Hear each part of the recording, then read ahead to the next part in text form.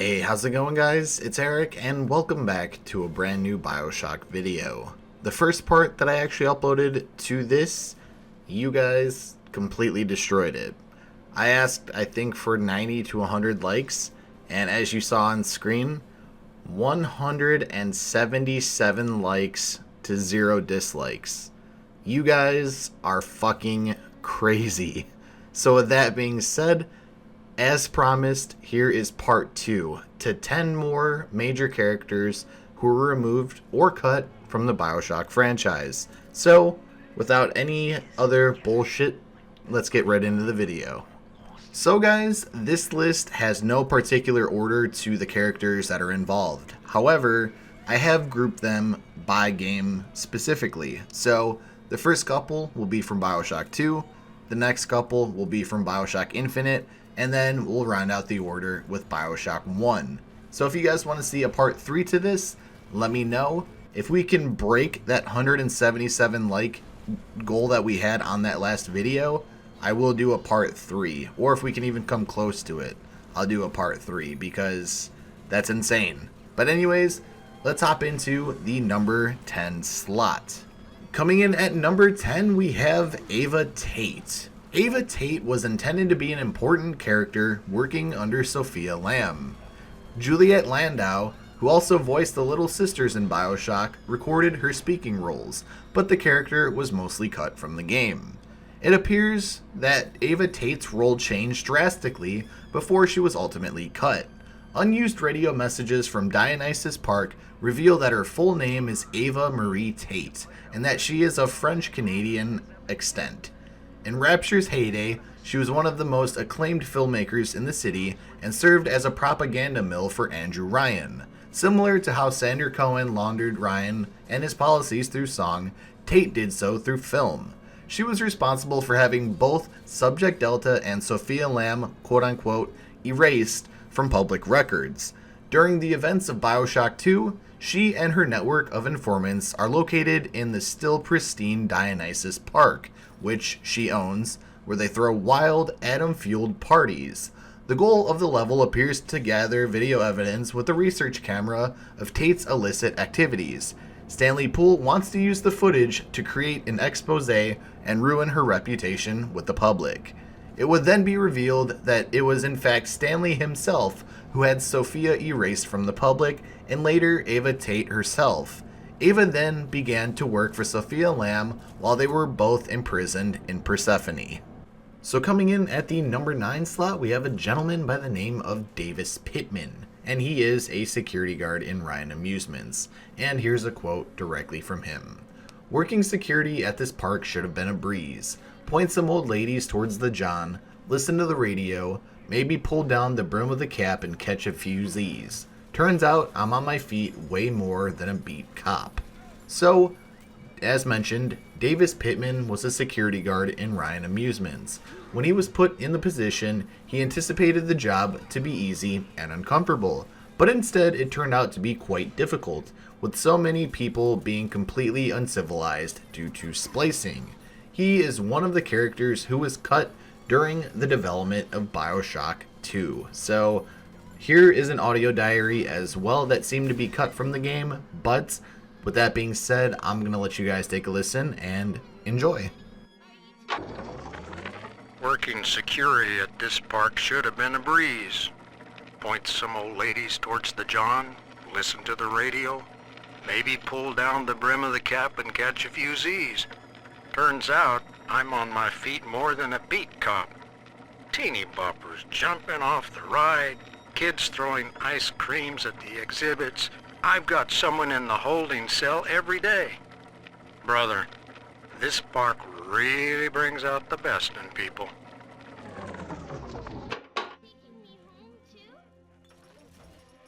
So in at the number 8 slot on the list is yet another gentleman that doesn't have too much of a backstory, and he goes by the name of Earl Manley.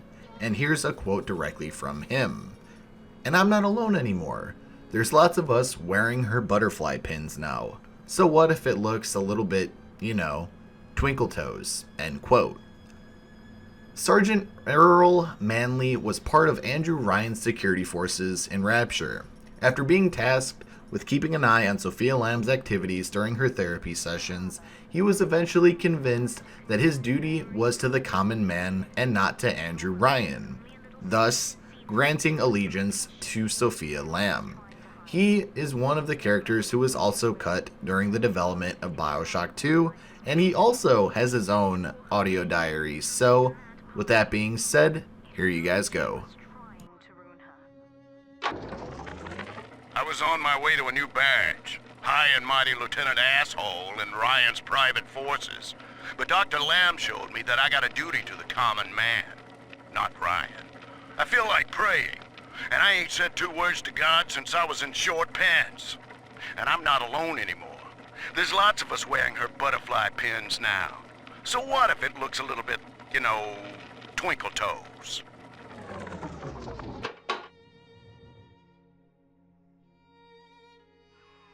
For the number 7 slot, we have Jean-Paul Beauregard, and here's a quote directly from him. "By God, it was only 3 years ago that I was considered amongst the preeminent pantomime artists in France. My countrymen held the art form in high esteem." Jean-Paul Beauregard was a French mime who, after 3 years in Rapture, as indicated in his audio diary, which I will share with you, had been reduced to working as a clown in Ryan Amusements. He is one of the characters who was cut during the development of Bioshock 2, but his audio is featured on The Cult of Rapture. By God, it was only 3 years ago that I was considered amongst the preeminent pantomime artists in France. My countrymen held the art form in high esteem, but in Rapture, I have been reduced to a simple clown, humiliating myself for these cackling little brats, ushering them snot-nosed into this wretched amusement park. I stooped so low as to speak while performing. On the surface, I may not have been rich, but I had my dignity. So, I know for the number 6 slot, you guys are probably thinking to yourselves, well, the Boys of Silence were actually in Bioshock Infinite.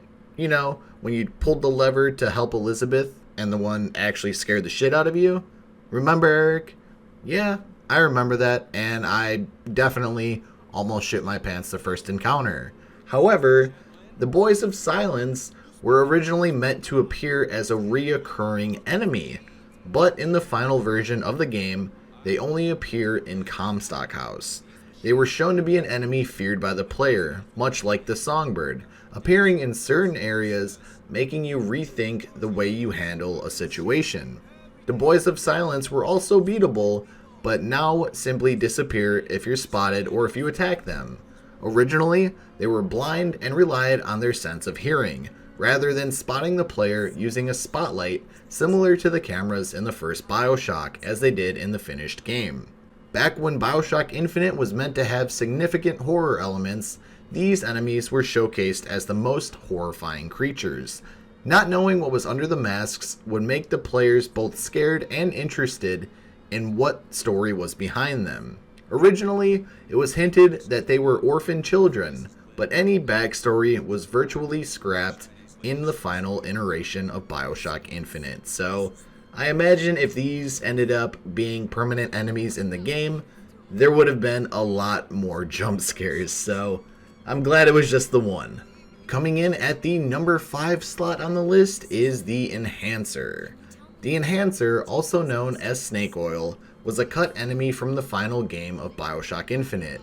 They were conceptualized as potion-carrying enemies that would attack enemies, aka you, by hurling balls of energy, while healing nearby enemies by throwing potions at them. They had the appearance of a rotund, coated individual carrying multiple potions and elixirs as seen on the screen now. So these would have been pretty unique enemies to come across in Infinite, in my personal opinion. So this next character is probably my favorite one that I've incorporated into this list. Just look at the concept art and tell me that he would not look like a badass villain in game. Anyways, in at the number 4 slot, we have the Resurrector. Before the Siren, a concept enemy known as the Resurrector served as the forerunner of an adversary that would bring back or manipulate the dead in some fashion. Dressed to resemble a cardinal from the Roman Catholic Church, the Resurrector would apparently use the blood flowing from the palms of his hands to quote-unquote resurrect the dead to fight for him. The earlier version of this concept wore long robes, a large papier-mâché saint mask, and had bleeding hearts carved into the palms of their hands from which the blood flowed. I think the one that I showed you guys is a lot more badass looking than this scrawny character that they have on the actual Bioshock wiki. If you want to check it out, all the sources for each individual character will be down in the description below, like always. I would highly recommend it. And finally, we get to hop into the classic Bioshock 1. In at the number 3 slot, we have Mommy Dearest. Concept from the book Bioshock Breaking the Mold reveals an illustration of a unique female splicer labeled Mommy Dearest that does not appear in the final game. She wears a light teal colored dress accessorized with single orange glove, ascot, and fascinator. Nothing is known about the character since it was never made, but the design of her dress was used for many of the female corpses seen in the game. Although she doesn't appear in the game, various parts of her design have parallels within appearances of other splicers. So essentially, her makeup was kind of jumbled into each different splicer in the game, or parts of them. Anywhere from the overall clothing, the facial features, etc. So for this, I believe this was more of a experimental character rather than a character that they wanted to actually incorporate into the game. Still, she looks pretty cool though. Now, the character I incorporated into the number 2 slot is actually going to throw you guys for a loop, and it completely caught me off guard as I was doing my research. So, you remember Julie Langford, right? The one that's behind the Lazarus Vector? The one that ended up writing the code to her safe on the wall as she was dying, or on the window as she was dying? Yeah, about that. She was originally supposed to be a guy.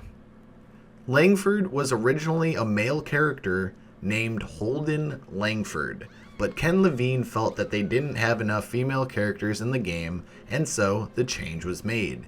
Every sign for her research lab still reads Holden Langford if one were to look at them with the art subtitle on.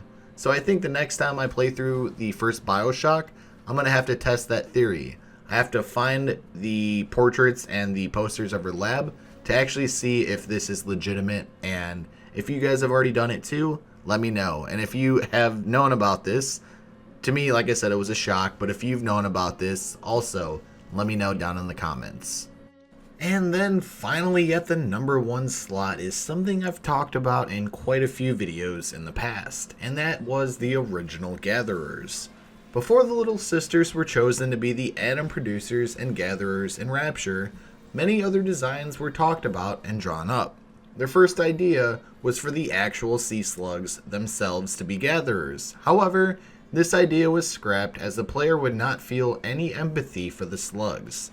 Other designs included frogs, chipmunks, crabs, monkeys, and even a crippled dog. The idea of using little girls was picked because the player would easily feel sorry for them and want to save them, making harvesting a much tougher choice. The icons displayed on screen when the player is given the choice to rescue or harvest the Little Sisters were originally an angel for rescue and a devil for harvest. This was cut by Ken Levine as he wanted to leave the morality of the choice ambiguous. The Little Sisters' eyes were at one point glowing completely red instead of yellow, so that is a pretty fun fact. I did not know that one until I did my research as well. So, ladies and gentlemen, I hope part 2 was well worth the wait. Again, if you want to see a part 3, let me know down in the comment section below, and I want to see how many likes we can actually get on this video. If we can get near 200 like we did on that last one, For me, that would be absolutely insane.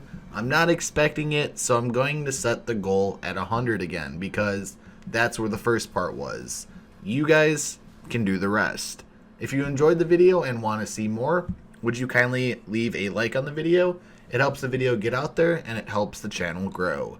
If you're new here and want to join the Rapture family or see the Rapture family grow, feel free to hit that subscribe button, share the video with some family and friends, and feel free to turn on notifications. That way you'll never miss a video or a live stream when I go live. Other than that, if you want to stay up to date with me or talk to me outside of YouTube, social media is the best way to do so. You can follow me on Twitter or Instagram or join my Discord server. All the links will be down in the description below. Anyways, thank you guys so much for watching this video. I really do appreciate it, and I hope you enjoyed it. So with that being said, thank you, and I will talk to you guys in the next one. Take care.